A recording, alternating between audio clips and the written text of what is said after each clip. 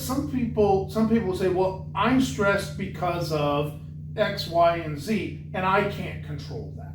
Is that a valid answer to stress?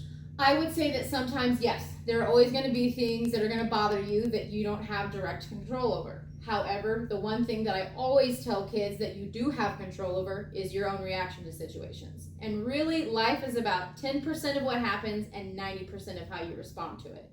And so, for example, if I'm in my classes, I have science, I have math, I have English, I have history, and then I have my other classes on top of that, but I'm in athletics right now. Mm-hmm.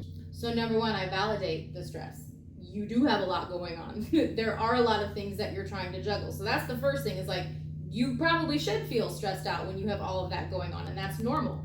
Now I would question, what can we eliminate? What parts of those stressors can we eliminate? If it's the scheduling, okay, let's look at your schedule day by day and see, where are we spending the most time? How can we get the most bang for your buck with the hours that we have in the day? And it's about prioritizing. It's about, we've all got the same 24 hours a day. We all need to eat, sleep, and do things like that. But a lot of people really aren't maximizing their time. So that's when I talk about kids with their schedule. Are you using your class time wisely? Are you using that time to get work done? Are you asking questions of your teachers if you're confused or need help? Okay, when you get home, how many hours do you have then? Are you using that time wisely? And then another part of managing the stress is about learning to use coping skills to deal with that stress, on top of prioritizing and using your time wisely. So if you are stressed out, what kind of things do you enjoy doing that make you feel calmer and make you feel better about yourself? Okay, so this is actually my next question. So what you're telling me is video games are bad. That's what you just heard. I heard that.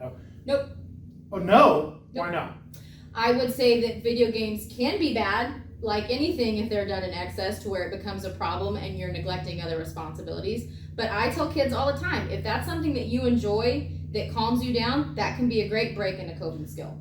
So video games, within reason or used correctly, can be that break, that mental break, where I go over here and I disappear for 15 or 20 minutes, and maybe even I set an alarm on my phone that's my time for this. Absolutely. Or give me something else, give me another coping skill besides prioritizing and setting some limits on some of those other activities. Some other frequently used coping skills, just talking, whether it's to a family member, to a friend, to a school social worker.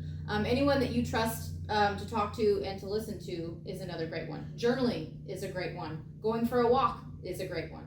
Doodling, coloring, singing, dancing. I mean, there's limitless. There is some sort of magic when you vent and get those thoughts and feelings just out of your head.